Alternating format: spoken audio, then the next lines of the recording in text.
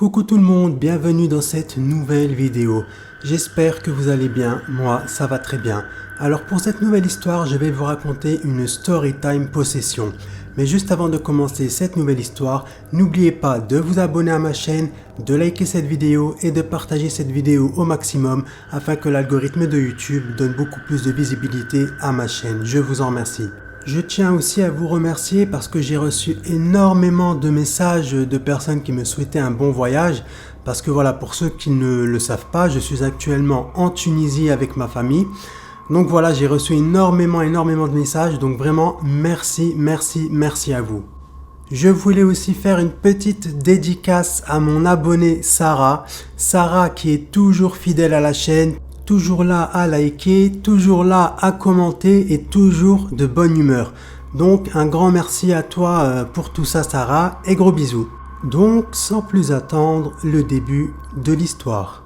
L'histoire que je m'apprête à vous raconter, c'est une histoire qui s'est passée en Tunisie et c'est mon voisin qui m'a raconté cette histoire hier après-midi. Donc dès qu'il me l'a raconté, parce que voilà, dès que je l'ai vu, je lui ai dit tu connais pas des histoires paranormales, sorcellerie, possession, etc.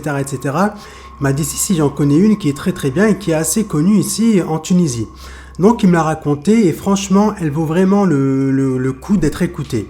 Et cette histoire s'est déroulée en 1999.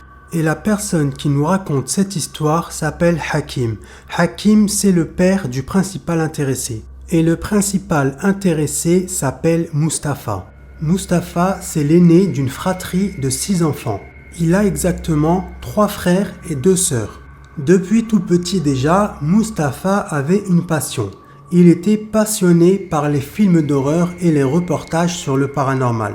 Dès qu'il y avait à la télé un film d'horreur qui allait passer ou un reportage sur le surnaturel, il était le premier à être assis sur le canapé prêt à regarder toutes ces émissions-là. Puis en grandissant, arrivé à l'adolescence, Mustapha va commencer à développer de plus en plus sa passion pour le paranormal et pour l'occulte. Il passait son temps dans les bibliothèques à rechercher des livres sur le paranormal, sur la magie, sur la sorcellerie et sur le monde occulte. C'était vraiment une passion pour lui. Il adorait ça et il était vraiment intéressé par ce monde-là. Puis les années passent et Mustapha a 23 ans. Il était alors en fac de médecine, mais il était toujours accro à sa passion sur le paranormal. À force, Mustapha était devenu carrément obsédé par le monde invisible. Il était devenu obsédé par le monde des djinns, par le monde des sorciers, la sorcellerie noire, la sorcellerie rouge, vraiment tout ce qui était vraiment occulte et tout ce qui était sombre. Mais il avait une énorme passion sur les reportages des personnes qui venaient dire à la télévision « Je me suis marié avec un djinn » ou « Je me suis marié avec une djinnia ». À force de voir tous ces reportages-là, Mustapha avait un rêve, celui de faire apparaître en vrai une djinnia. Pourquoi ?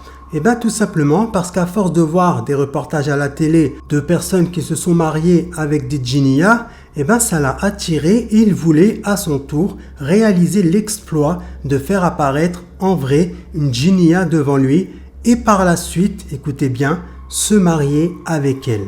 Il s'est donc motivé et il a commencé à entreprendre des recherches afin de trouver un livre occulte qui pourrait réaliser son rêve. Il a donc cherché pendant des mois et des mois ce fameux livre, mais malheureusement il ne l'a pas trouvé. Il va donc réfléchir à une autre solution de faire apparaître une djinnia avec qui il pourrait se marier. Et bien tout simplement, un jour, il était sur son lit, il était en train de penser à tout ça, et il va voir dans son étagère qu'il avait un livre par rapport à la sorcellerie, la magie noire, la magie blanche, la magie rouge, etc. Et là il s'est dit, mais c'est vrai ça, pourquoi je n'irai pas voir un sorcier ? Au moins, si je vais voir un sorcier, eux généralement ils travaillent avec des djinns et des djinnias, donc au moins si je vais le voir, si je lui donne de l'argent, il va peut-être accepter de me faire une sorcellerie afin que celle-ci attire une djinnia à moi. Et c'est ce qu'il va faire. Il va donc commencer à se renseigner là où il habitait, dans tout son village. Il va se renseigner, jusqu'à trouver le numéro d'un sorcier, un soi-disant très grand sorcier. Quelques semaines plus tard, Mustapha va donc aller voir ce fameux sorcier. Il va lui expliquer toute la situation, comme quoi son rêve c'était de se marier avec une djinnia, qu'il voulait faire apparaître en vrai une djinnia, etc., etc. Le sorcier que Mustapha a été voir, lui bien évidemment il a accepté, et il lui a promis de lui faire un travail très puissant. Mais en échange, il lui a demandé une très grosse somme d'argent. En voyant qu'il hésitait un petit peu, le sorcier va lui dire « Mais ne t'en fais pas mon fils, c'est garanti à 100%, tu verras, ton souhait va se réaliser et tu seras très heureux avec cette djinnia. » Bien évidemment, il n'avait pas une telle somme d'argent, donc écoutez bien ce qu'il va faire. Mustapha va accepter, mais pour réunir l'argent nécessaire, il a dû aller voler quelques bijoux de sa pauvre mère pour les revendre et ainsi réunir la somme totale demandée par ce fameux sorcier. Une fois l'argent réuni, il va contacter par téléphone le sorcier et il va lui dire « Salam alaikum, ça y est, j'ai enfin réuni la somme d'argent demandée, donc maintenant comment que ça se passe ?» Le sorcier lui a dit « Écoute, ramène-moi l'argent dans 1 semaine exactement au cabinet, là où le sorcier travaillait, et je te donnerai à ce moment-là la sorcellerie. » Mustapha a accepté et il a raccroché. 1 semaine plus tard, Mustapha, comme prévu, est allé voir ce fameux sorcier. Le sorcier l'a fait installer dans le petit salon dans lequel il travaillait et il lui a donné la sorcellerie. Il lui a dit, cette sorcellerie-là, tu dois l'attacher sur toi avec une épingle et tu dois la laisser sur toi tous les jours, matin, midi et soir. Mais tous les jours, tu ne dois surtout pas l'enlever. Mais c'est pas fini. Il lui a aussi donné une feuille sur laquelle il était écrit des incantations. Il lui a dit, ces incantations-là, tu dois les réciter matin, midi et soir. Et normalement, avec tout ce travail-là, une djinnia devrait apparaître. Là, Mustapha, bien évidemment, il était content. Il était trop content, il s'est dit ça y est, mon rêve il va enfin se réaliser. Je vais enfin pouvoir faire apparaître une djinnia en vrai et peut-être même l'épouser si elle est d'accord. Ensuite, Mustapha a remercié le sorcier et il est rentré chez lui. Dès le lendemain matin, Mustapha, comme prévu, a accroché la sorcellerie en dessous de son pull, sur un petit t-shirt qu'il avait en dessous de son pull, et il a récité l'incantation qu'il devait réciter matin, midi et soir. Et tout au long de la journée, c'est ce qu'il va faire. Le matin, il va réciter l'incantation, le midi, pareil, et le soir, pareil. Sauf qu'après cette journée, malheureusement pour lui, la djinnia n'est pas apparue. Donc il a continué comme ça pendant 3 semaines. Tous les jours, il récitait son incantation, mais vraiment avec le cœur, il le faisait. Il récitait, il portait sur lui la sorcellerie, mais aucun résultat. Jusqu'au jour où Mustapha rentrait de l'école, il va monter dans sa chambre, va ouvrir la porte de sa chambre, et là, il va sentir l'odeur d'un parfum. Un parfum assez fleuri, mais c'était une odeur qu'il n'avait jamais sentie auparavant.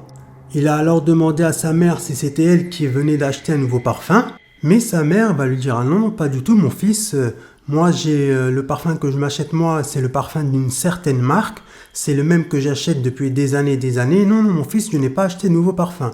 Mais va demander à tes sœurs, peut-être qu'elles ont acheté un nouveau parfum. » Il a donc été voir ses sœurs, et ses sœurs, pareil. Elles lui ont dit non, pas du tout, nous on n'a pas acheté de parfum, c'est pas nous. Donc, il n'arrêtait pas de se dire, mais à qui il est ce parfum ? Ça sentait trop bon, ça sentait tellement bon qu'il voulait savoir à qui appartenait ce parfum. Ensuite arrive le moment du dîner, il prend son petit repas tranquillement, monte en haut dans la salle de bain, il prend une douche, il va dans sa chambre, il prend la feuille sur laquelle étaient écrites les incantations, il récite encore une fois ces incantations-là en espérant que la djinnia va enfin apparaître, puis il va dans son lit pour s'endormir. Une fois endormi, Mustapha va faire un rêve. Il va rêver d'une femme magnifique, avec de longs cheveux noirs, la peau très claire et les yeux verts, qui était vêtue d'une robe blanche magnifique, mais un petit peu d'époque. Elle était vraiment d'une grande beauté. Il n'avait jamais vu de femme aussi belle de toute sa vie. Il va alors lui demander « Qui es-tu » mais elle ne va pas répondre, elle va seulement rigoler. La nuit passe et le lendemain matin, quand Mustapha se réveille, et il va repenser à ce fameux rêve. Il va se dire, mais c'était qui cette femme? Elle était tellement belle, elle était vraiment d'une grande beauté. Elle était vraiment avec un beau sourire, un beau visage, des beaux cheveux, des beaux yeux. Vraiment, c'était la femme parfaite. Mais à ce moment-là, lui, il s'est pas dit c'est la Djinia ou quoi que ce soit. Lui, il s'est juste dit que c'était un simple rêve. Comme vous l'aurez compris, c'était la Djinia qu'il avait invoquée qui était apparue dans son rêve. Et elle va lui apparaître dans ses rêves comme ça pendant 2 semaines. Pendant 2 semaines, tous les soirs, elle va lui apparaître en rêve. Tous les soirs, elle lui apparaissait et tous les deux discutaient comme ça de tout et de rien. Et tous les jours, en rentrant des cours, quand il rentrait dans sa chambre, il sentait l'odeur du parfum de la Djinia. Mais lui, à ce moment-là, il n'était pas au courant, il ne savait toujours pas que c'était une Djinia. Jusqu'à un soir où la Djinia va de nouveau lui apparaître en rêve et va lui dire « Tu sais, ça fait 2 semaines que toi et moi nous discutons dans tes rêves et j'en ai assez, je veux être près de toi et t'apparaître en vrai. » Donc la nuit passe et le lendemain matin arrive. Mustapha, dès son réveil, ne faisait que de penser aux mots de la Djinia parce que là il avait compris que c'était la Djinia qui lui apparaissait en rêve.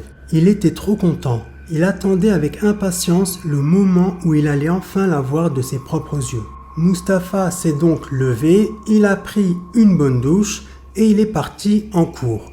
Mais il n'attendait qu'une seule chose, c'était de rentrer chez lui et attendre l'arrivée de la Djinia pour qui il commençait à avoir des sentiments.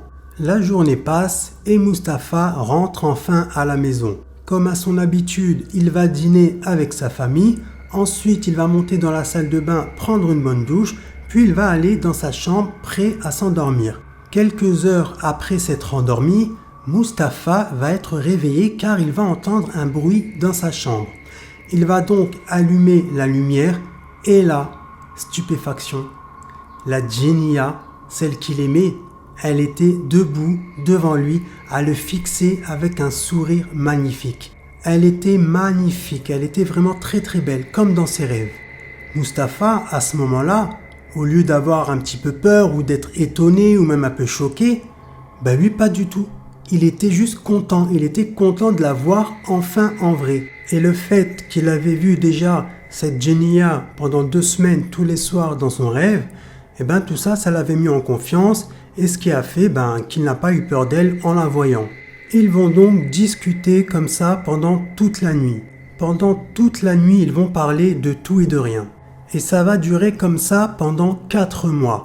Pendant 4 mois, tous les jours, tous les soirs, elle lui apparaissait dans sa chambre et ils discutaient comme ça pendant des heures et des heures. À force, avec le temps et à cause de la relation qu'il avait avec cette Djinia, Mustapha commençait petit à petit à s'éloigner de sa famille. Lui qui était très très proche de sa famille de base, là petit à petit va commencer à s'éloigner d'eux. Avec le temps, Mustapha était tombé amoureux de cette Djinia et pareil pour la Djinia, elle était tombée amoureuse de lui, mais elle était vraiment follement amoureuse de lui.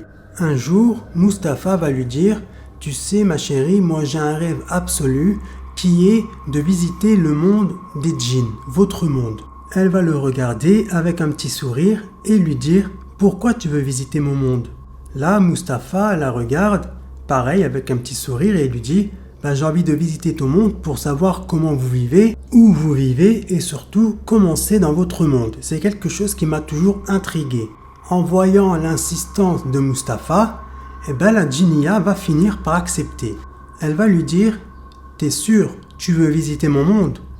Et là, il la regarde, il lui dit « Mais bien sûr que je veux visiter ton monde, avec plaisir, j'ai trop envie de voir comment c'est, oui, je le veux. » Et donc, elle lui a tendu sa main droite, il a pris sa main, elle lui a dit « Ferme les yeux », il a fermé les yeux, et quelques secondes plus tard, ils étaient dans le monde de la Djinia.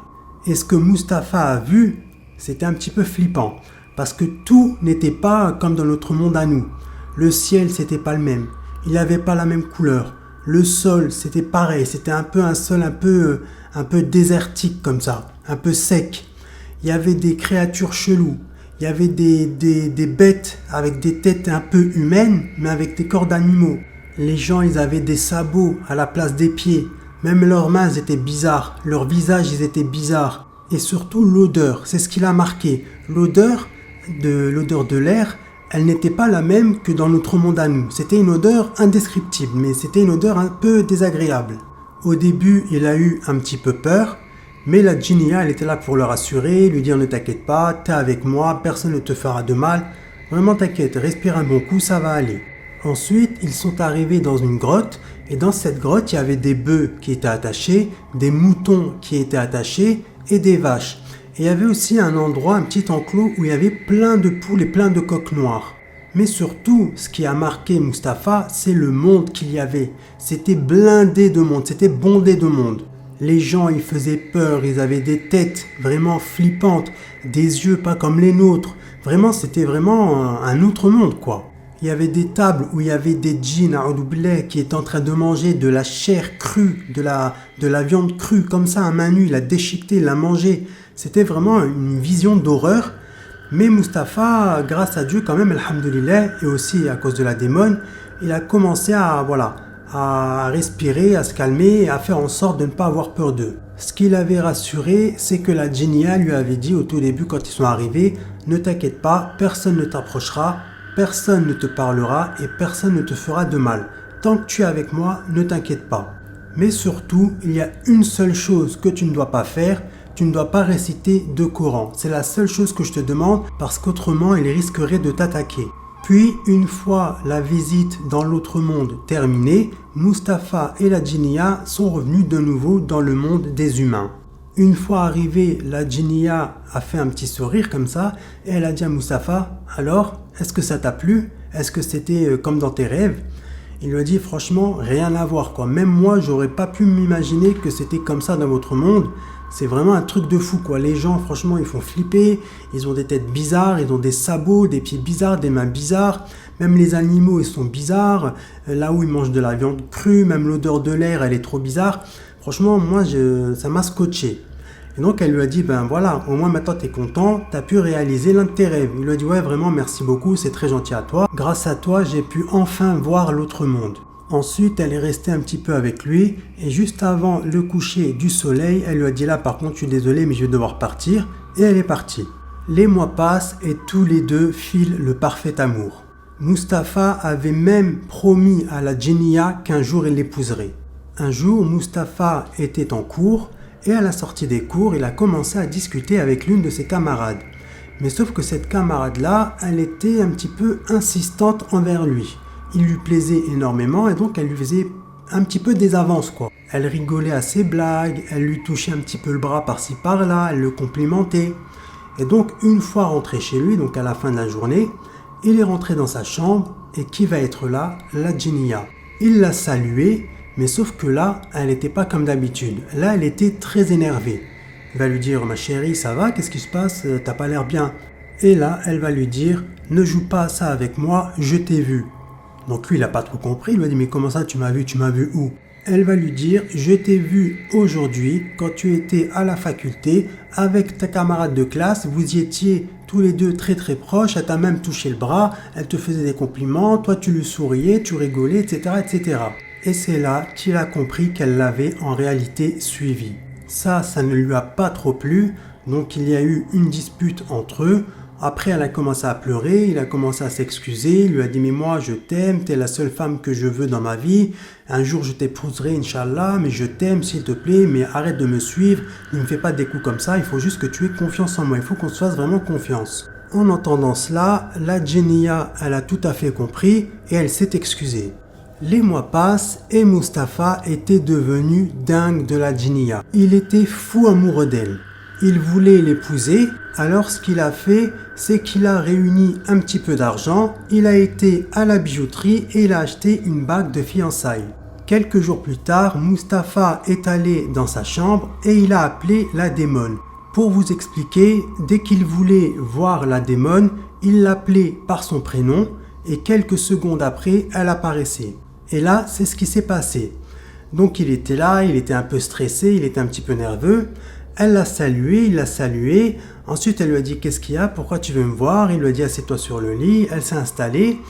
Il lui a fait une petite déclaration d'amour. Ensuite, il a sorti la bague et il lui a dit « Veux-tu m'épouser ?» Donc là, la Jinniya, elle a trouvé ça trop mignon, mais en même temps, elle a un petit peu rigolé. Il lui a dit « Mais pourquoi tu rigoles ?»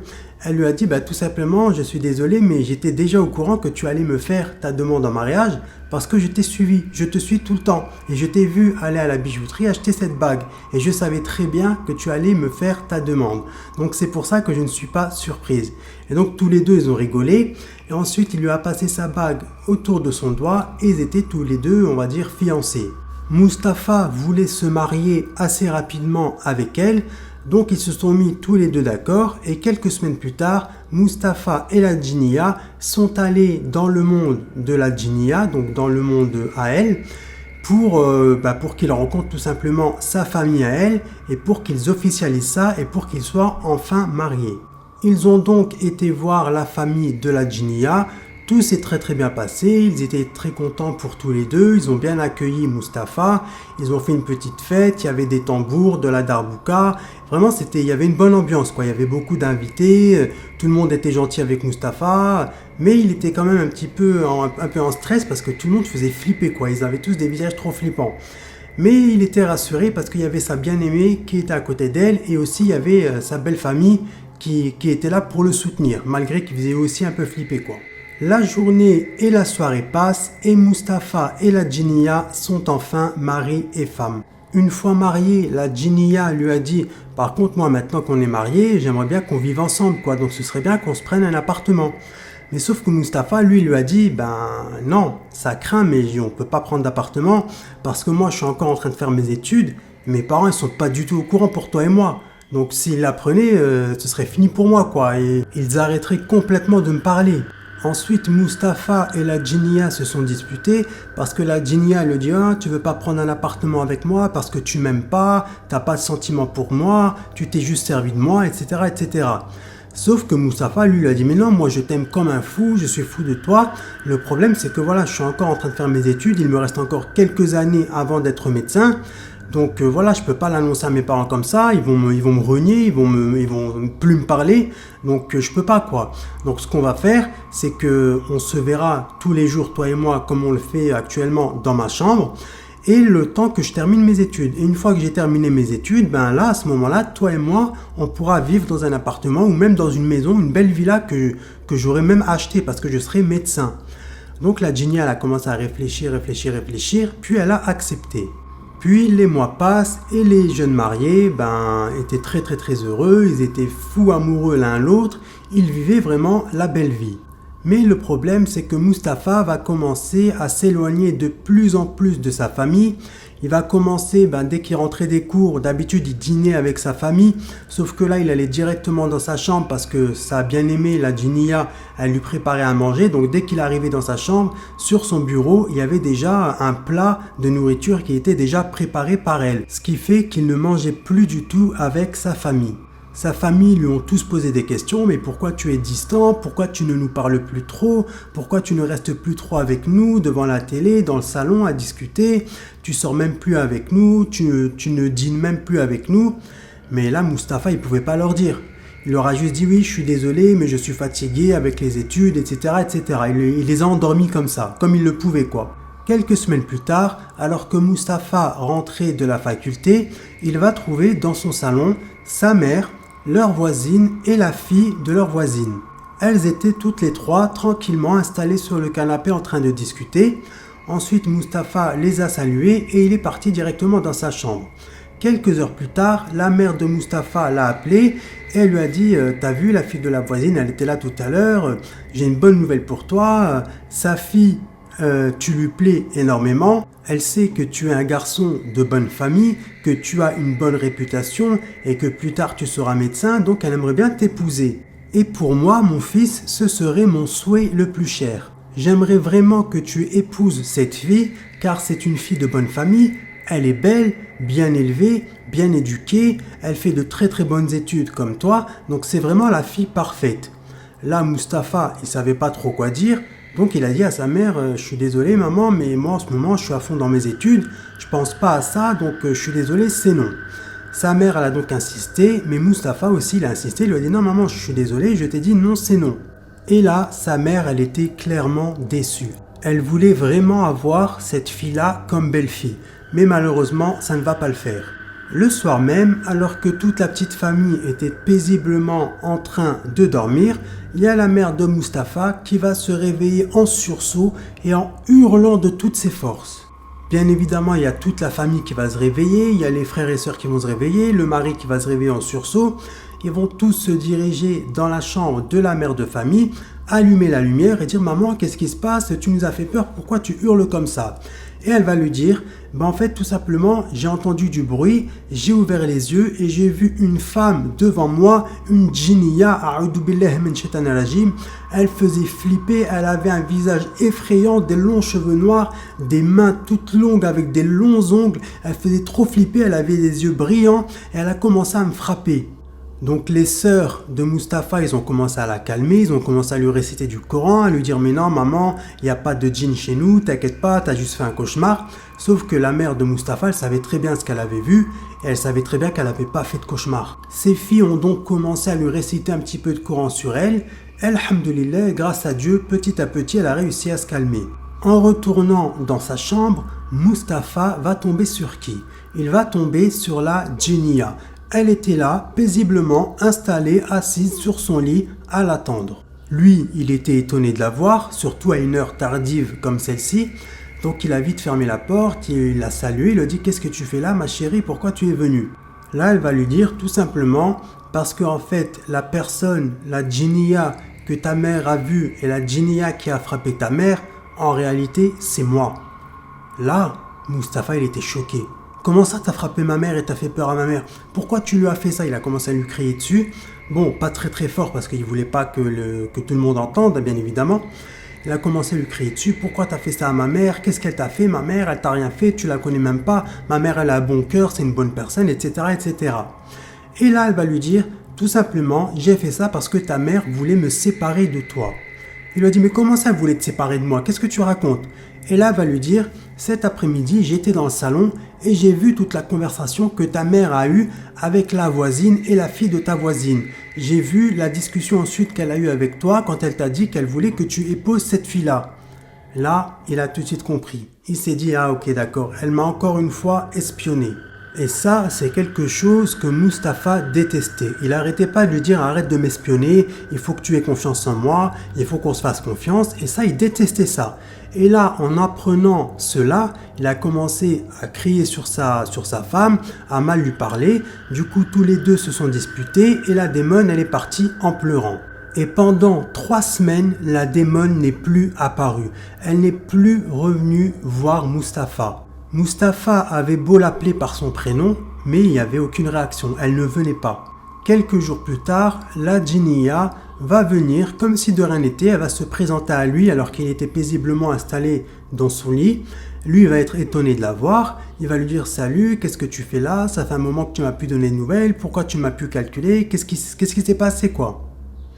Et là, elle va lui dire, tout simplement parce que tu m'as crié dessus à cause de ta mère, tu as pris la défense de ta mère, normalement tu aurais dû me défendre moi, tu aurais dû me prendre ma défense à moi, et tu ne l'as pas fait, donc c'est pour ça que j'étais très énervé, très attristé, donc c'est pour ça que je suis parti et que je ne voulais plus te voir. Là aujourd'hui, je suis calmé, donc c'est pour ça que je suis revenu te voir. Mustapha, il a compris son point de vue, mais par contre, il lui a dit, je suis désolé, mais moi, ma mère, c'est elle qui passe avant tout. En entendant cela, la djinniya, elle a regardé Mustapha avec un regard et un visage qui faisait flipper. Son regard était devenu noir et sombre. Elle lui a dit, ta mère, elle passe avant moi? Et là, il lui a dit, oui, je suis désolé, mais moi, c'est ma mère, c'est elle qui m'a donné la vie. Donc oui, ma mère passera toujours avant toi. Elle l'a regardé, elle dit, ok, regarde-moi bien parce que c'est la dernière fois que tu me verras. Et ça, ce que tu viens de dire, tu vas le regretter. Et ensuite, elle est partie. Quelques jours plus tard, alors qu'il rentrait de cours, il est monté dans sa chambre et il va trouver sa chambre complètement saccagée. Elle était dans un état pas possible. Tout était renversé, cassé, jeté par terre, ses vêtements par terre. C'était vraiment un bordel. Il va donc demander à sa mère et à ses sœurs si c'est elle qui avait foutu le bordel comme ça dans sa chambre. Et bien évidemment, elles vont lui dire que non, que c'était pas elle. Et là, il a tout de suite compris que c'était la Djinia. Il a essayé de l'appeler, il l'a appelé par son prénom plusieurs fois pour qu'elle vienne, pour qu'ils s'expliquent quoi, tous les deux, parce que lui, il l'aimait quoi. Mais elle ne voulait pas revenir, elle ne voulait plus lui donner aucun signe de vie. Elle était vraiment enragée. Ensuite, ce qu'il va faire, c'est que tout simplement, il va ranger toute sa chambre, il va prendre une bonne douche et il va aller s'endormir. Pendant qu'il était en train de dormir, il va rêver de la Djinia. Elle va lui apparaître et elle va lui dire « Tout ça, tout le bordel que j'ai foutu dans ta chambre, tout ça c'est moi, tout ça ça t'apprendra et ce n'est que le début. Tu vas voir, tu m'as fait souffrir, tu m'as blessé, j'ai le cœur en 1000 morceaux, donc ça c'est que le début, tu vas voir ce que je vais te faire. » Sauf qu'elle lui est apparue, pas dans son apparence telle qu'il la connaissait très très belle, mais dans une apparence flippante. Mais il avait quand même reconnu, il savait très bien que c'était elle. Et là, ça lui faisait tellement peur qu'il s'est réveillé. Et quand il va se réveiller de ce cauchemar-là, il va entendre du bruit dans la salle de bain, parce que dans sa chambre à lui, il avait une salle de bain.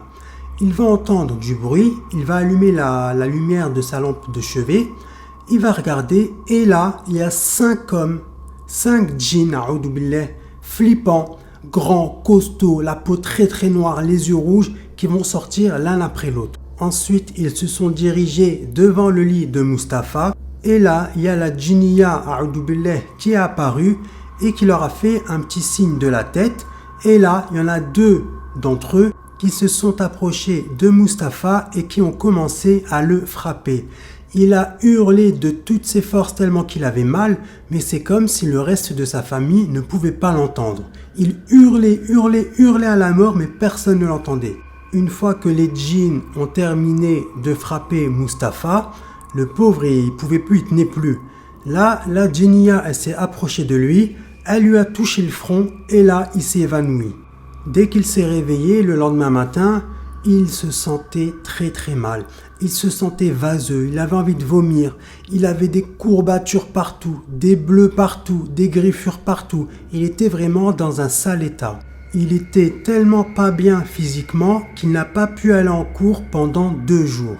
Pendant 2 jours, il est resté chez lui, enfermé dans sa chambre, et à chaque fois il entendait la Djinia qui rigolait, mais avec un rire en gros qui disait « c'est bien fait pour toi ».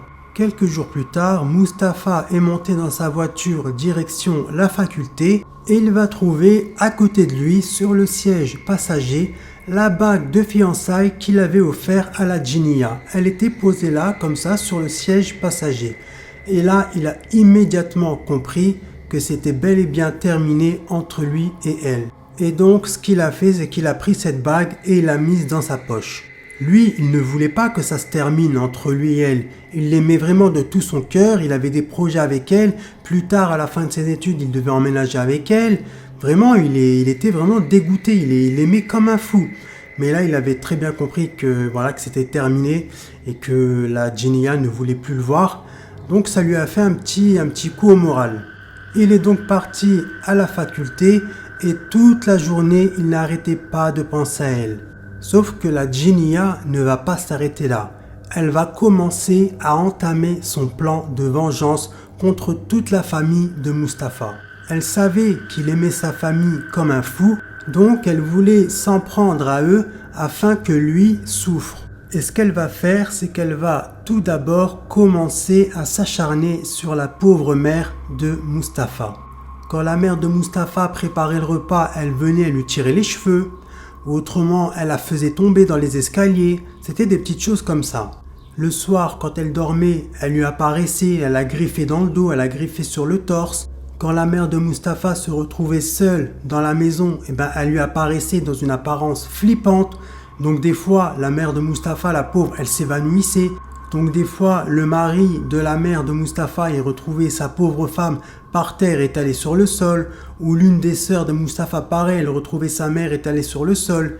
Vraiment, elle commençait à faire vivre un enfer à cette petite famille.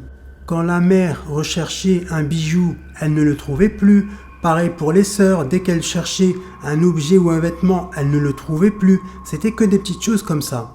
Elle apparaissait dans les rêves de tous les habitants de la famille et elle leur faisait faire des cauchemars. Elle frappait pendant leur sommeil les sœurs de Mustapha, griffait le père de Mustapha quand il faisait sa prière. Et l'odeur qui était de base, l'odeur de la djinnia que Mustapha sentait tout le temps au début, l'odeur de ce parfum assez fleuri, s'est transformée en une odeur nauséabonde. Ça sentait exactement, c'est comme si une personne, excusez-moi du terme, mais c'est comme si une personne venait de péter. Ça sentait une odeur de paix et de pourriture en même temps. C'était vraiment désagréable. Et ça sentait comme ça dans toute la maison. En voyant tous les phénomènes paranormaux qui se passaient dans leur maison, lui, Mustapha, il savait très bien que c'était cette djinnia-là qui était la coupable, mais le reste de la famille ne savait pas que c'était elle, car il n'était même pas au courant de son existence. En voyant que les phénomènes paranormaux prenaient de plus en plus d'ampleur dans la maison, le père de Mustapha a donc pris la décision de contacter un imam afin qu'il vienne réciter du Coran dans toute la maison. Et c'est ce qu'ils vont faire. Quelques jours plus tard, le père de Mustapha a contacté un imam qu'il connaissait et l'imam lui a dit « Ok, il n'y a pas de problème, je peux venir chez vous, mais seulement dans une semaine, car j'ai d'autres personnes à aller voir. » Le père de Mustapha a donc accepté et il a raccroché. Sauf qu'à partir du moment-là, à partir du moment où le père de Mustapha a contacté l'imam, la situation va empirer. Toute la famille de Mustapha va commencer à faire des cauchemars de plus en plus effrayants et tout le monde va commencer à être attaqué physiquement. Même la grand-mère de Mustapha qui venait leur rendre visite se faisait attaquer par la djinnia. Tous les soirs, la mère de Mustapha ainsi que les sœurs de Mustapha se faisaient agresser physiquement par la djinnia. En voyant tous les dégâts que celle-ci provoquait dans la famille, Mustapha a commencé à prendre peur. Il avait peur pour ses parents, pour sa grand-mère et pour ses frères et sœurs. Il s'est donc dit, dans une semaine, quand l'imam viendra à la maison, je lui raconterai tout à lui et à mon père. Une semaine plus tard, l'imam est enfin arrivé chez eux. Ils se sont tous installés sur le canapé, donc il y avait l'imam, le père de famille et Mustapha. Le père de Mustapha a commencé à raconter tout ce qui se passait dans la maison à l'imam. L'imam a très bien compris. Et là, il y a Mustapha qui va leur couper la parole et qui va tout raconter de A à Z. Il va dire qu'il a fait une sorcellerie, qu'il a récité des incantations afin de faire apparaître une djinnia, et que ça a marché, qu'il s'est même marié avec elle. Il va tout leur raconter. Le pauvre, son père, il était tellement choqué, tellement énervé, qu'il a tout simplement commencé à frapper son fils. L'imam, heureusement qu'il était là pour intervenir, pour le calmer, pour les séparer. Ensuite, l'imam, il lui a fait un petit rappel. Il lui a dit « Mais mon fils, il faut pas faire ça. Nous, on est des croyants, on est des musulmans. C'est haram ce que tu as fait, c'est un énorme péché. Il va falloir que tu fasses un repentir sincère envers Dieu parce que là, c'est quand même assez grave ce que tu as fait. » En entendant tout cela, en entendant les mots et les phrases qui sortaient de la bouche de l'imam et en écoutant aussi son rappel, Mustapha a commencé à avoir les larmes aux yeux. Ensuite, il s'est excusé auprès de son père. Il lui a dit « Papa, pardonne-moi, samahni, je suis désolé, je sais que j'aurais pas dû faire ça, j'ai fait une grave erreur, mais papa, je recommencerai plus, pardon. » Son père, en voyant que son fils il était vraiment sincère, il lui a dit « Mais j'espère bien que tu vas pas recommencer, parce que d'une, si tu recommences, je vais te mettre la raclée de ta vie, et de deux, tous tes vêtements et tes chaussures et compagnie vont se retrouver devant la maison et tu dégageras de la maison. » Là, Mustapha lui a dit « D'accord papa, il n'y a pas de problème, je te le jure par Allah, je ne recommencerai plus jamais. » Une fois la conversation terminée, l'imam a commencé à réciter du Coran sur Mustapha et ensuite, pendant qu'il récitait du Coran sur Mustapha, 10-15 minutes plus tard, ils vont ressentir un courant d'air frais traverser la pièce et toutes les portes de chaque chambre ont commencé à claquer très fortement. Puis, à un moment donné, ils vont même entendre la djinnia rigoler très fort et quelques minutes plus tard, ils vont l'entendre en train de crier. Ensuite, quelques minutes plus tard, après avoir entendu les portes qui claquent et tout ça, il y a la djinnia qui va se manifester. Elle va commencer à supplier l'imam d'arrêter de réciter parce que ça lui faisait trop de mal, ça l'a brûlé. Et l'imam lui a dit, il n'y a pas de problème, je peux arrêter de réciter si tu le souhaites, à une seule condition. La djinnia, bien évidemment, elle va accepter, elle va lui dire quelle est cette condition. Et là, l'imam, il va lui dire tout simplement, tu dois quitter son corps et promettre de ne plus jamais revenir. Au début, elle ne voulait pas parce qu'elle elle aimait quand même Mustapha. Mais l'imam, il a continué de réciter jusqu'au moment où la djinniya en a eu marre et elle a quitté son corps. Une fois la récitation et la séance terminée, l'imam va donner des bouteilles d'eau à Mustapha, donc coranisée. Il va lui dire tu dois boire matin, midi et soir de cette eau et tu vas voir, normalement tu vas te sentir beaucoup mieux. Ensuite, il lui a dit du matin au soir, il faut que tu sois en état d'ablution, que tu sois vraiment très très propre. Et il va falloir aussi que tu ailles à la mosquée et que tu fasses aussi tes prières à la maison. Donc par contre, tes 5 prières, il faut que tu les fasses à l'heure. Mustapha a donc accepté. Ensuite, le père de Mustapha et Mustapha ont remercié énormément l'imam pour son travail et l'imam est parti. Une fois l'imam sorti de leur maison, le père de Mustapha va commencer de nouveau à incendier son fils et à l'insulter de tous les noms. T'es juste un idiot, t'as rien dans la tête, t'es fou, pourquoi tu as fait ça? Regarde maintenant les résultats.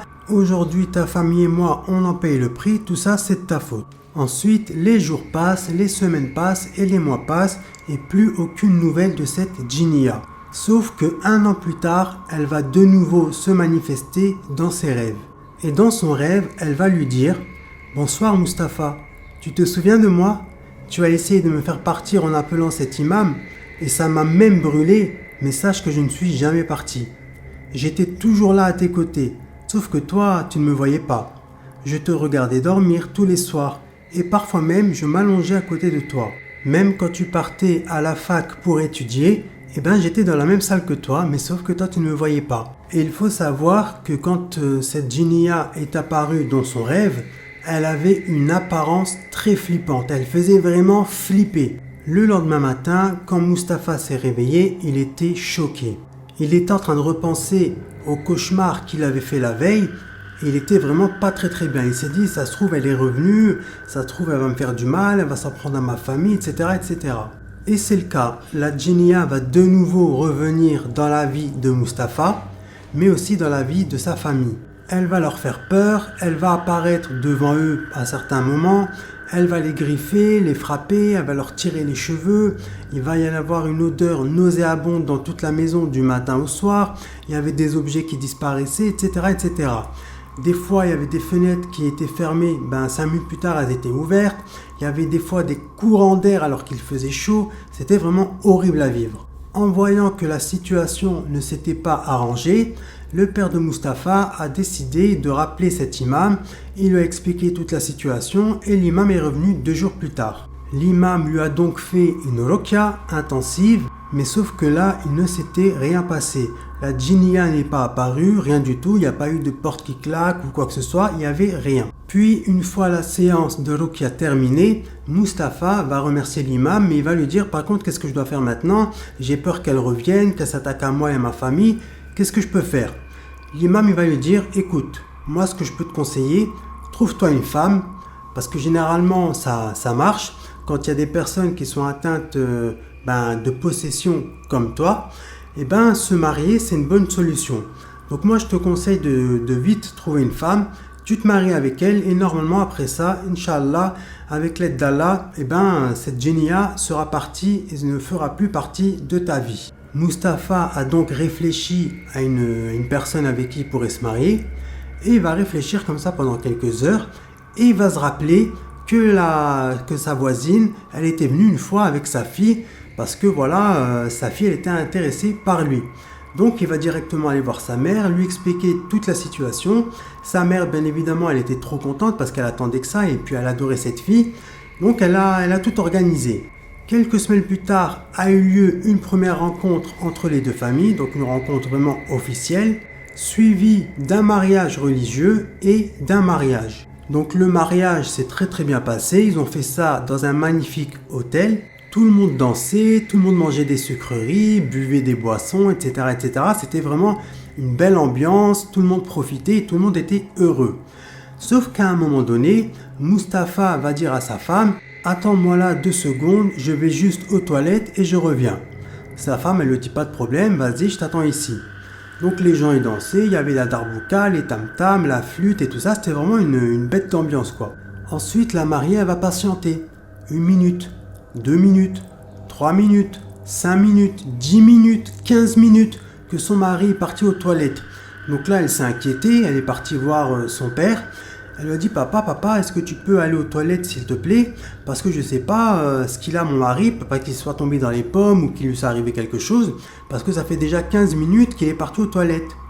Son père est allé voir, il a ouvert la porte des toilettes et là, il n'y avait personne. En plus, dans ces toilettes-là, il n'y avait aucune fenêtre, ce qui fait que Mustapha n'aurait même pas pu s'échapper par là. Et donc le père de la mariée, il a commencé à chercher dans toute la salle, dans tout l'hôtel, il a tout cherché partout. Mais malheureusement, Mustapha n'était pas là, il avait disparu. Et il y avait même des témoins qui ont dit, ben oui, on l'a vu entrer dans les toilettes, mais par contre, on l'a pas vu ressortir. À ce moment-là, ça a commencé à être un petit peu le bordel. Les parents de Mustapha ont été mis au courant. La femme de Mustapha, pareil. Il y avait même quelques invités, quelques personnes de la famille qui étaient au courant. Donc ils ont tous commencé à chercher partout, tout l'hôtel, les toilettes, à l'extérieur, mais ils ne l'ont pas retrouvé. Ensuite, les parents de la jeune mariée et les parents de Mokhtar sont allés voir l'agent de sécurité. L'agent de sécurité a fait un tour dans tout l'hôtel avec eux pour voir si Mustapha n'était pas caché quelque part et tout ça. Ils ne l'ont pas trouvé. Ils ont même été à la réception en leur disant, est-ce que vous avez vu un jeune marié partir ou je sais pas moi quitter l'hôtel? Ils ont dit non, pas du tout. Le jeune marié, on l'a pas vu partir. Et du coup, tout le monde était très inquiet. Bien évidemment, la fête du mariage a dû être annulée, ce qui est tout à fait normal. Tous les invités sont rentrés chez eux. Il ne restait plus que les parents de Mustapha et les parents de la jeune mariée, ainsi que les frères et sœurs de Mustapha et la sœur de la jeune mariée. La jeune mariée, la pauvre, elle était en train de pleurer, elle était dans tous ses états. La mère de Mustapha, pareil, elle était inconsolable. C'était vraiment un moment de joie, de fête qui a tourné au drame. Ils ont donc contacté la police est arrivée, ils ont fait une enquête, mais malheureusement, l'enquête n'a abouti à rien. Parce que beaucoup de gens l'ont vu entrer dans les toilettes, mais personne ne l'a vu ressortir des toilettes. Ils sont restés dans l'hôtel jusqu'à 7h du matin. Jusqu'à 7h du matin, ils ont essayé de fouiller partout, mais ils ne l'ont pas retrouvé. Ensuite, chacun est rentré de son côté chez soi, avec l'histoire qui venait de se produire en tête. Les heures passent, les jours passent et les semaines passent, et toujours pas une seule nouvelle de Mustapha. Un jour, le père de Mustapha est en train de marcher dans la rue et il va croiser l'imam qu'il avait guéri. Ils vont donc se saluer mutuellement et le père de Mustapha va commencer à lui expliquer toute la situation. Une fois la conversation terminée, l'imam va lui dire « Je suis désolé de te dire ça mon frère, mais pour moi ton fils il a été kidnappé par cette djinniya. Elle n'a pas supporté le fait qu'on lui fasse des ruqya, elle n'a pas supporté le fait qu'il se soit marié, donc elle a voulu se venger de lui et elle et sa tribu, je le pense, ils ont dû le kidnapper et l'emmener dans leur monde. » Le père de Mustapha, il a commencé à avoir les larmes aux yeux. Ça, je le savais déjà, je le ressentais. J'en ai même parlé avec ma femme. Même ma femme, elle pense aussi la même chose. Mais on ne sait plus quoi faire. C'est notre fils, il nous manque. Et on n'a pas d'autre solution. On ne sait pas comment le faire revenir. Ensuite, l'imam va lui dire, je suis désolé, mais pour moi, il n'y a aucune solution. Pour moi, maintenant, il est bloqué dans leur monde à eux et jamais ils vont vous le rendre. Et donc, depuis ce jour-là, plus personne n'a jamais eu aucune nouvelle de Mustapha. La famille, à l'heure où je vous parle, est toujours très touchée par ce qui est arrivé à Mustapha et ils n'arrivent pas à l'oublier parce que c'était une bonne personne. Il était gentil, drôle, souriant, il aimait rigoler, il aimait faire des blagues. Donc le pauvre, il leur manque et ils n'arrivent pas encore à faire leur deuil. Donc voilà, c'est la fin de cette histoire. J'espère que cette histoire vous aura plu. Si c'est le cas, n'oubliez pas de vous abonner à ma chaîne, de liker cette vidéo et de partager cette vidéo au maximum afin que l'algorithme de YouTube donne beaucoup plus de visibilité à ma chaîne. Je vous en remercie. Je vous remercie aussi d'avoir écouté cette histoire du début jusqu'à la fin. Quant à moi, je vous dis à la prochaine vidéo et quant à vous, je vous dis prenez soin de vous. Bye.